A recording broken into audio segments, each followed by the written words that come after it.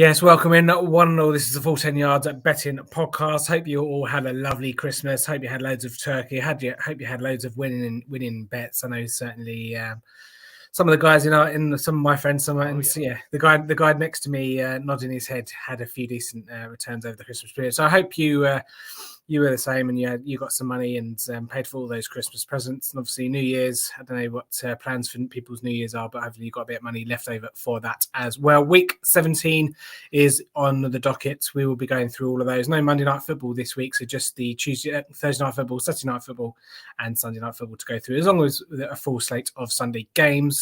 Adam, how are you doing, sir? Nice Christmas. Yeah, very good. As you alluded to, obviously a good one gambling. I posted up my bets on my site, touchdowntips.com, and all the early selections landed. It was only the Ravens game that let me down, and it was Debo touchdown in that one. I'm still going to take Debo every time he's over evens, frankly. He was targeted for the first pick, which caused Brock Purdy to fall apart a little bit. And I had Lamar Jackson over 59 rushing yards. He didn't have to rush because the Ravens fairly dominated that game. But yeah, the early stuff. I think I hit 6 out of 6. Obviously, both the Sky Bet trebles landed, and in frankly, the Monday Sky Bet treble landed as well. So 9 out of 9 on them, which would have been a hell of a bet if you had them all yourself. But yeah, very good Christmas gambling wise, good Christmas family wise as well. Had a nice quiet one with the family, and then traveling around all over the place now until New Year. Yeah, I don't know about you, but I absolutely fucking love turkey. So I've had two Christmas dinners in a week, and I hopefully have another one on Saturday as well. So yeah, bring it on. I don't Nice. get to have turkey very often, but when I do, I fucking have lots of it. Yeah, talking of good selections, I looked at our selections from last week, and I was actually surprised I managed to get 4 out of 6, and obviously Cooper Cup screwed us over a little bit, but I also noticed that I Yeah. looked at Kyron Williams. Kyron Williams came in as well, so I'll take up maybe a half on that if being nice. But yeah, but there we go. Yeah, what did you get? 3 out of 6 for you, and 3 out of 6 for Liam. So not the worst week in the world. Just two regular season weeks left to go. So let's take a look then at Thursday night football as we always do.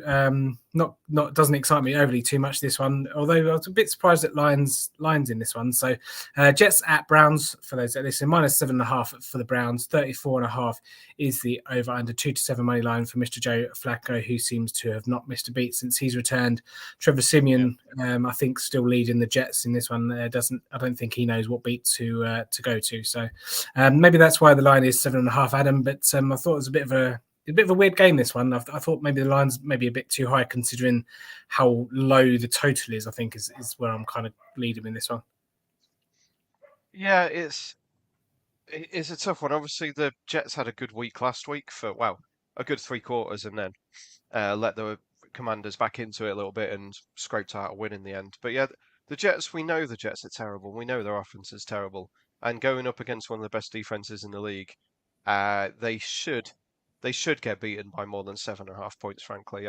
I won't take it because obviously that's just not the right thing to do against a solid Jets defense who can come up well in spots, and obviously it's a primetime game, but then it's a short week. It's on the road in Cleveland, so if I had to, I'd lean towards the Browns covering 7.5. They're obviously pushing for. I think they're probably going to lock up the 5 seed before the final week, because the Ravens are obviously going to win that division. So they'll be looking at the 5 seed. They'll be looking at having probably the Jags, I guess. I think they'll be the 4th seed, or maybe the Texans. Who knows? Or Colts. Obviously, the FC South is a bit of a dumpster fire. So locking up that 5 seed, getting themselves an easy one for the first round of the playoffs, and then seeing where they go from there. Um, and I think, frankly, they should do it. I'd lean to the Browns, sorry, covering the spread, and lean to probably under on the total, but it's not a total that I really want to go anywhere near. 34 is very low. But my bet for this one is Breece Hall over 4.5 receptions. He had 12 last week. Obviously, that's a bit of an anomaly, but before that, just one in the blowout loss to the Dolphins for obvious reasons. Before that, 8-6, 7-5. So yeah, previous month or so, he's had over this line in 4 out of 5 games. So don't mind taking Breece Hall, and it was 5-4 as well, so plus money. Yeah, just Liam. Obviously, Liam's not with us this week. As you can see, there's only 2 boxes there with pictures in it. So he's gone for Jerome Ford under 2.5 reception as his best bet. But yeah, I tend to agree with you. I probably like the under in this one because I can't see the Jets scoring that many points. And I think as good as Joe Flacco's been as well, and I know it is in Cleveland, I just think the Jets will limit the Browns scoring as well. And the Browns probably only need to score 10, 14 points to win the game anyway. So, yeah, again, I would lean the under. But the bet I've gone for, because I say it just doesn't feel right to have a 7.5 point favourite in a 34-point over under. But I've gone for Joe Flacco under 223.5 passing yards. The Jets have only allowed a number higher than that once since week 6. They had a week 7 bye, so and they've had Tua twice. It's not as if they've played like a load of scrubs. It's they're limiting. I think only 1 or 2, maybe even got over 200 passing yards as well. So I know. I think they'll focus in on Amari Cooper, who went over that yardage himself last week. So, yeah, I think they'll lock him down, and it'll be on like Elijah Moore, maybe on jet sweeps, or obviously David Njoku's obviously been a decent target as well. But I don't. Yeah, I think 200 might be a bit of a big number. I know Joe Flacco will just sling it and doesn't necessarily care too much, but they say there is something on the line here for Cleveland. Obviously, locking up the 5 seed postseason and what have you. So I don't think it'd be a kind of who gives a crap, let's just throw the ball type of approach. I think it'd be obviously a bit of a ground game and just maybe eke out those 10, 14 points and just come away with the win, because that's kind of what you have to do against this Jets team as well. So yeah, under 223 passing yard, 0.5 passing yards there for Flacco for me. Cooper's bagged up as well, isn't he? So he might not be. They might not want to push him too much if they don't need to. No, yeah, and like I say, those corners anyway for the Jets would just lock pretty much everyone down. And I don't think the Browns, obviously, the depth wise aren't the deepest. Obviously, after there you've got Elijah Moore, you've got Cedric Tillman, and then I don't really know who else is on the Browns, to be quite honest. In the wide receivers, David Bell, yeah, exactly. I think he had one catch last week or something. But yeah, I just think it'd be a low. I doubt there'd be any weather, but even if there's weather, that helps, of course, as well. But there we go. Saturday night football this week is from AT&T Stadium. Dallas Cowboys are 5.5 point favourites as they host the NFC North champions, Detroit Lions. Not said that for best part of 20 years. So congratulations to the Detroit Lions. Yeah, it could be a fun one, this one, which is indicated by the 52.5 point over under. 4-11 Dallas on the main line, 9-4 for the Lions. Your thoughts on this one? Because it could be an interesting game, this one.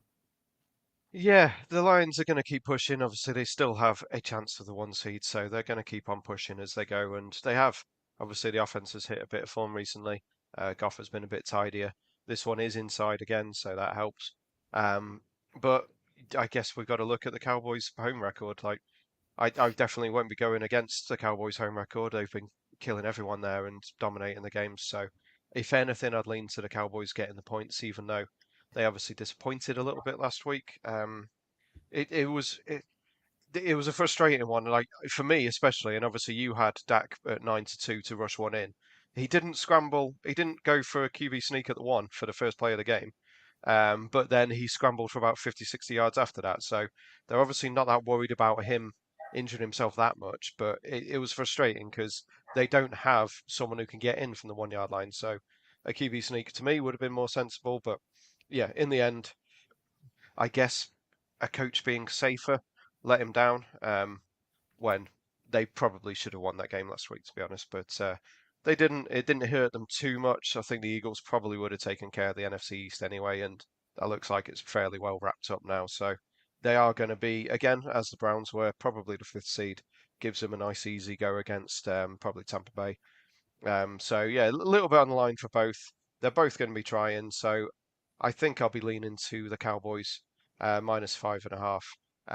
And total's 53, isn't it? It's a 52.5. It's a very high total, so I will lean over on that one, I guess, because both teams can score, but I don't really like going over anything at 50-ish. I have gone for Sam Laporta to score a touchdown at 6-4.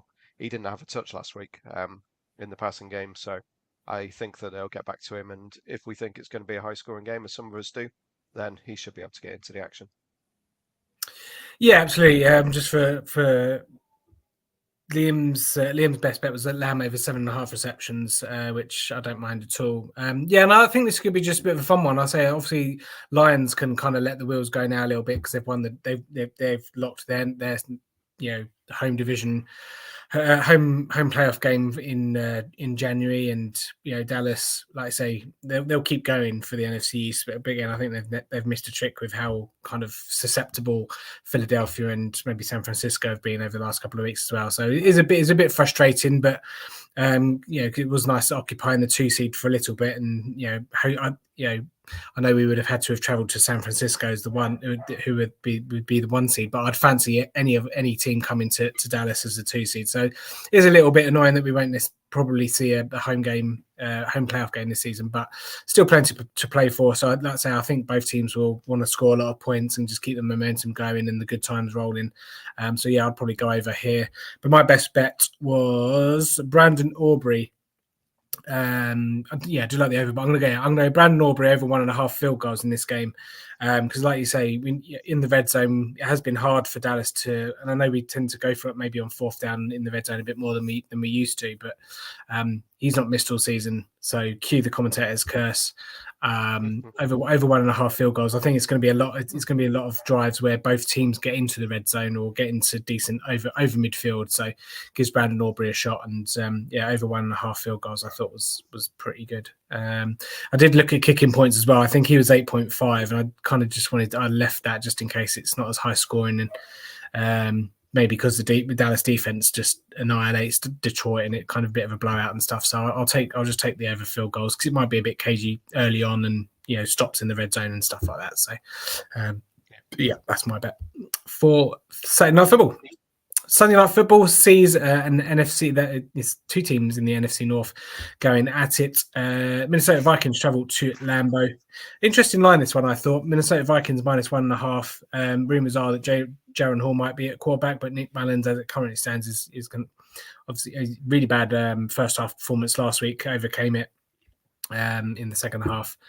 The stats wise looked like he had a half decent game, but I think he had 3 or 4 interceptions. But Jordan Love has steadily improved as the season's progressed with that young offense that is there. Over under here is 46.5, and you can get odds against for a Green Bay win. What say you, Mr. Wolford? I'm going for the Green Bay win. I don't really have confidence in either team, to be honest, but I have more confidence in the team that have had the same QB all year over Nick Mullins or Jaron Hall. Obviously, they've lost TJ Hawkinson. Looks like Jordan Addison's probably going to be out as well. So they're down to just Jeff. I call him just Jeff most of the time, so Justin Jefferson. He admittedly is probably going to get a little bit of an easier game with Jair Alexander suspended for apparently crashing the coin toss. Weird reasoning, but fair enough. They needed to make an example. But yeah, both these teams are 8 and 7.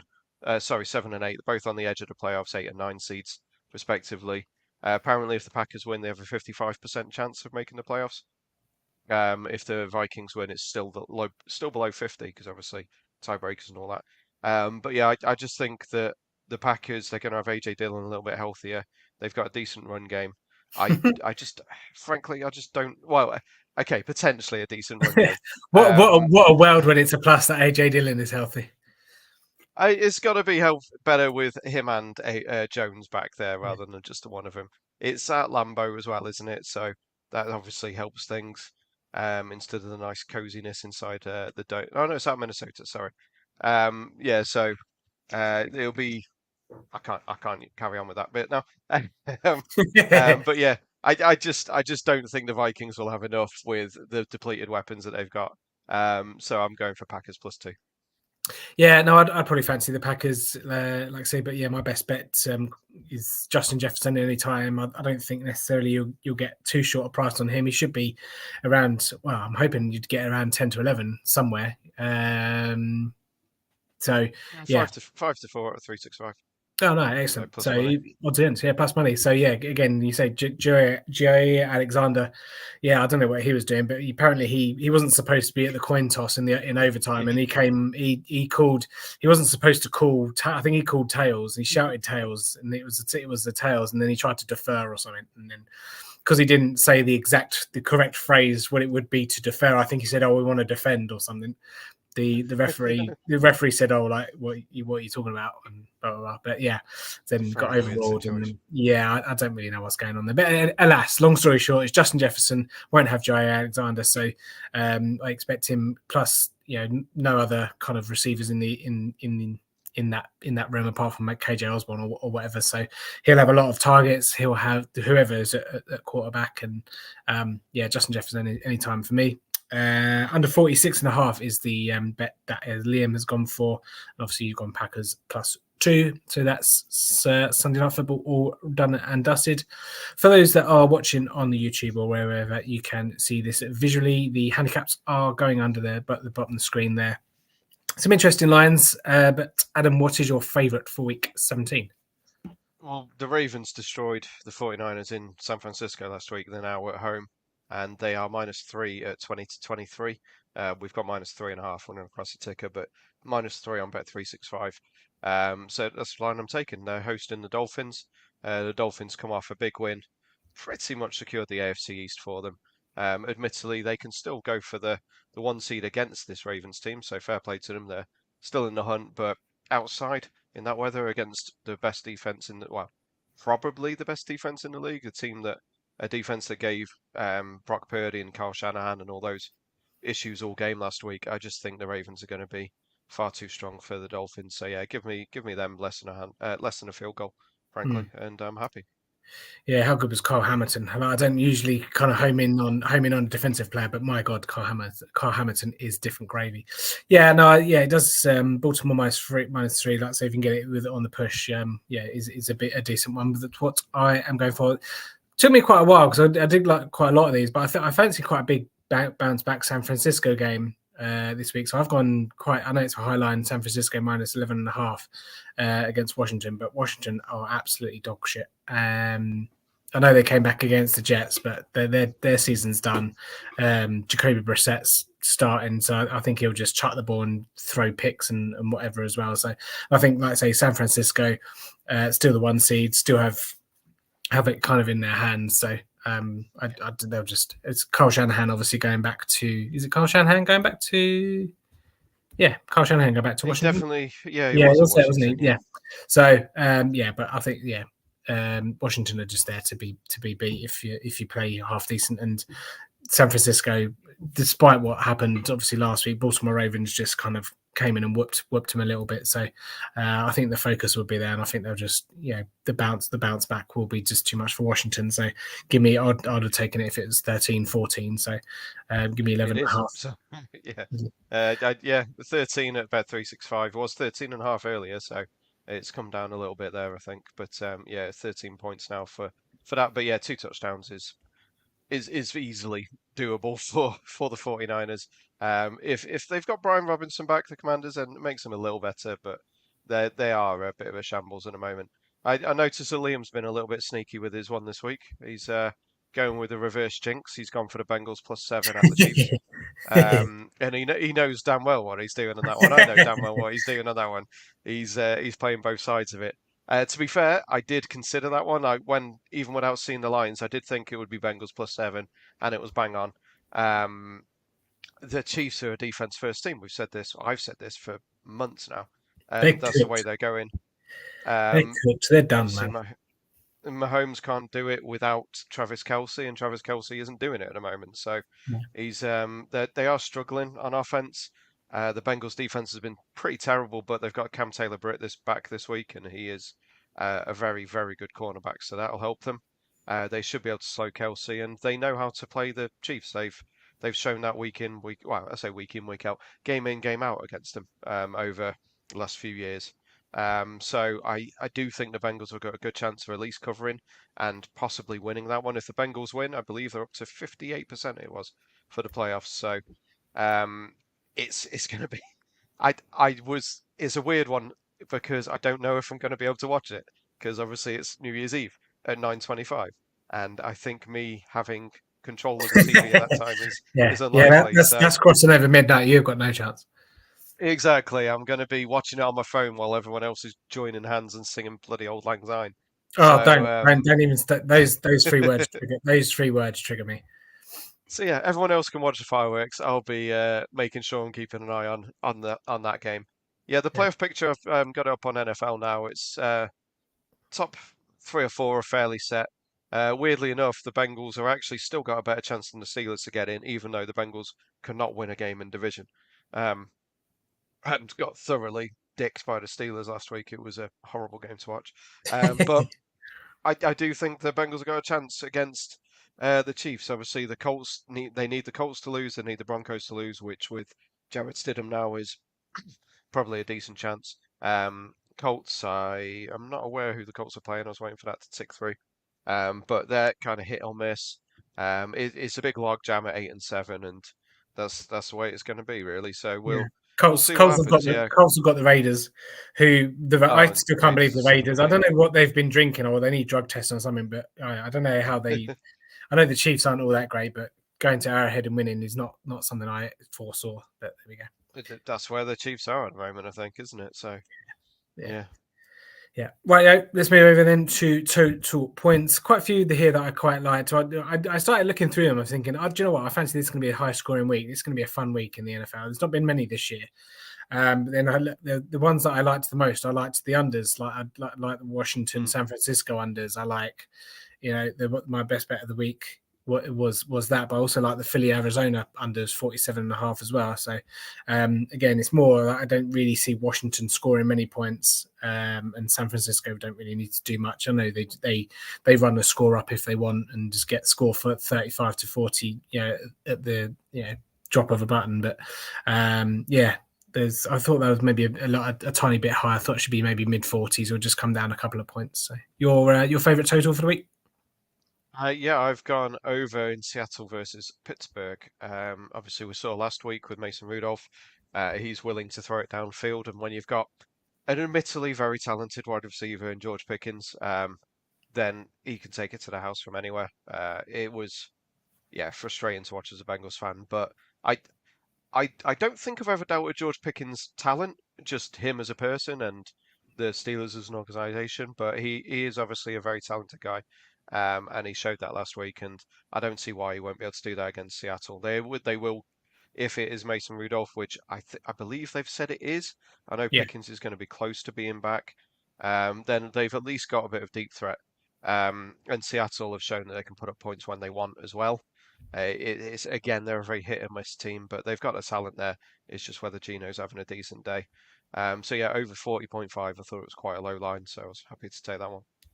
yeah, and just for Liam's kind of similar thinking to me with the Arizona Philadelphia. He's gone under 48 on the line that he found. But some other ones that I quite fancied, Indianapolis and Vegas, I think over. I think both of those teams would be just kind of scoring points because they kind of can. I don't know. I don't really know what Las Vegas are drinking at the moment, but yeah, there was another one that I quite liked, but I can't see because it's not gone through yet. But let's have a quick look here. Unders in the Baltimore. Oh, it's unders in the Buffalo New England game. I think that's just going to be a crap game.